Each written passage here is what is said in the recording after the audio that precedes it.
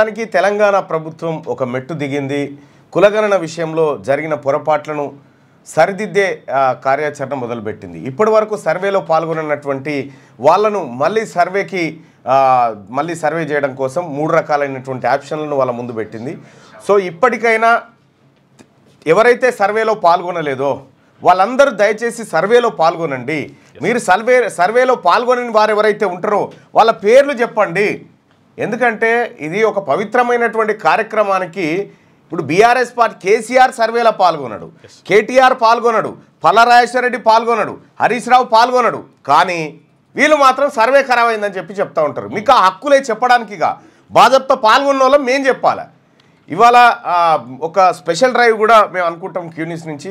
ఎక్కడెక్కడికి రాలేదు, direct camera తీసుకొని పోయి ఎక్కడెక్కడికి రాలేదని చెప్పి మొత్తం క్యాప్చర్ చేయండి ఈ జిహెచ్ఎంసీ పరిధిలో. అయితే 3.1% ఏదో రాలేదు అని చెప్తా ఉన్నారు. 3.1% కాదు, అది 10-15% ఉన్నది. స్టిక్కర్లు వేసి వెళ్ళిపోయారు.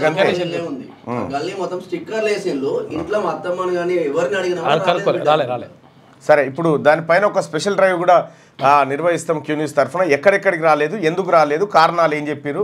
సో ఇక్కడ ప్రభుత్వం చెప్తున్నటువంటి కారణాలు సాహేతుకమైనటువన్నా లేకపోతే ఏమన్నా అబద్ధాలు చెప్తా ఉందా, ప్రజలు ఏం చెప్తా ఉన్నారు అనేది కూడా ఒకసారి క్యూ న్యూస్ ఆ వివరాలన్నింటినీ బయటకు తీసుకురాబోతా ఉంది. ఇవాళ ఎక్కడెక్కడ రాలేదు అనేది చెరో పట్టె నుంచి తీసుకురావాల్సిందిగా మా మిత్రులకు విజ్ఞప్తి చేస్తూ, అలాగే 3.1% కాదు, అది 10 to 15% దాకా ఉంది ఇంకా మనం చేయాల్సినటువంటి. ఇంకా తూతూ మంత్రంగా చేసిందే, కాలనీలే తూతూ మంత్రంగా చేసినటువంటి ఉన్నాయి. కాబట్టి దాటిని సరిచేయండి. 3.1 అని మీరు భీష్మించుకొని కూసోకండి. ఎందుకంటే ఇంకెక్కువ ఉన్నారు. మన ఆధార్ కార్డులకు మన జనాభా పూర్తి లెక్కలకు పొంతం లేదు కాబట్టి ఇంకా ఆ విషయంలో కూడా ఒక మెట్టు దిగండి, తప్పేం కాదు. సరి చేసుకోవడంలో పొరపాటు లేదు. ఎందుకంటే జరిగిన పొరపాటును సరిదిద్దుకోవడంలో అంతకు మించినటువంటి మంచి పని లేదు. మేము వితండవాదానికి పోతే మళ్ళీ మొదటికే వస్తుంది.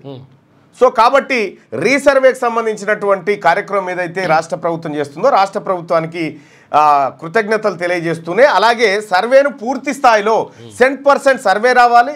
నాకు రాలేదని ఏ ఒక్క మనిషి చెప్పకూడదు. ఇక ఒకవేళ ఎవరు చేయించుకోలేదో వాళ్ళ పేర్లు బయట పెట్టాలి, ఇగో పలానా వాళ్ళు చేయించుకోలేదని. అంతే. సో అట్లా మనం సర్వేను విజయవంతం చేయాల్సినటువంటి అవసరం ఉంది.